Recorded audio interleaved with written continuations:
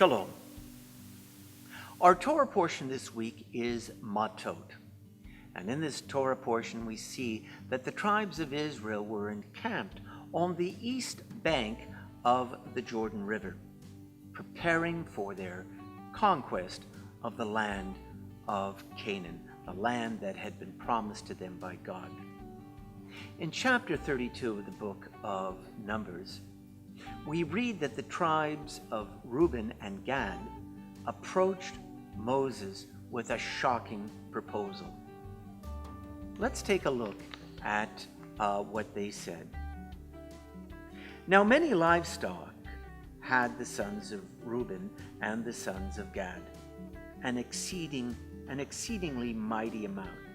And they saw that the land of Yazer, in the land of Gilad here, the place was fit for livestock. So the sons of Reuben and the sons of Gad came and said to Moshe, to Eleazar, the priest, and to the leaders of the community, saying, Atarot, Divan, Yazer, and Nimrah, Heshbon, and El Ale, Sevam, Nevo, and Beon, the land that the Eternal has struck before the community of Israel, it is a land for livestock, and your servants have livestock. And they said, if we have found favor in your eyes, let this land be given to your servants as a holding. Do not make us cross the Jordan. Moshe said to the sons of Gad and to the sons of Reuben, should your brothers go out to war, and you stay here? Moses could not believe what he was hearing. It was only after solemnly swearing that they would participate in the conquest of the land and not return to their holdings east of the Jordan until the other tribes were settled on their holdings west of the Jordan that Moses finally agreed to their request.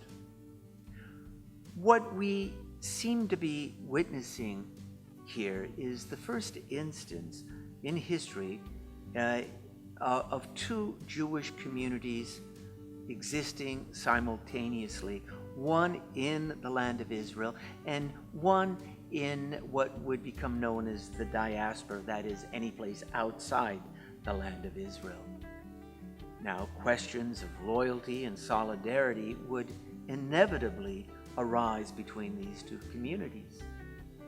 Moses was concerned that the tribes of Reuben and Gad would not stand with their brothers and sisters in Eretz Yisrael. In the end, the Israelites in the land of Israel and outside of Israel stood as one. Reuben and Gad did not abandon the other tribes in the land of Israel.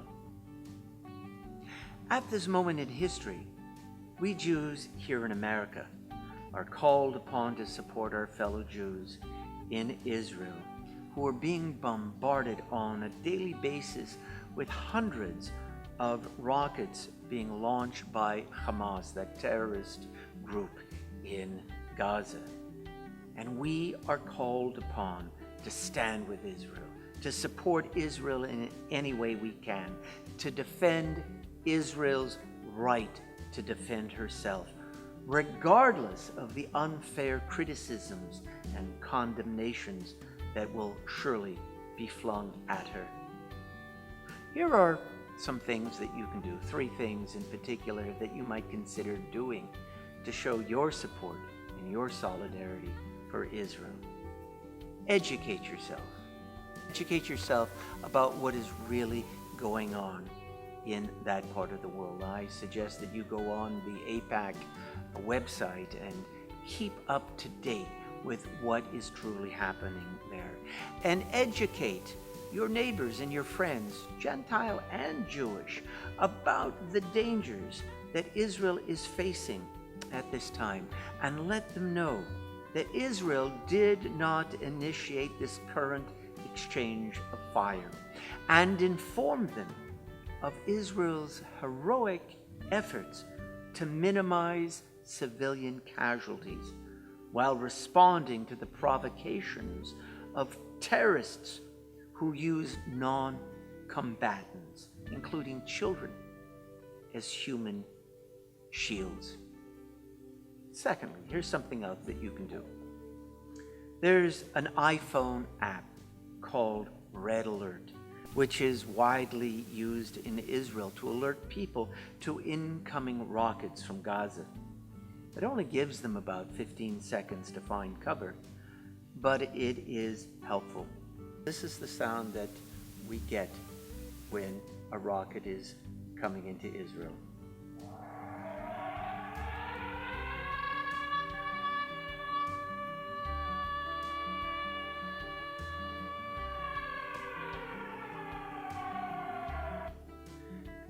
You can download that same app here in America. This week, I have been reminded on numerous occasions, because I have this app on my phone, of what my brothers and sisters in Israel are enduring. Every time there is an attack in Israel, a little siren goes off on my phone. There are so many of us who are here in America this week, and we love America. But this week, our hearts are in the East, that is in Israel. And just by hearing these sirens at the same time those sirens are going off in Israel, gives us that sense of being at one with what's happening in Israel. Now, here's a third thing that you can do, especially if you live here in South Florida. There is a community rally coming up on this next Monday, July the 21st, at 7:30 p.m. at the David Posnack Jewish Community Center on Pine Island Road in Davie.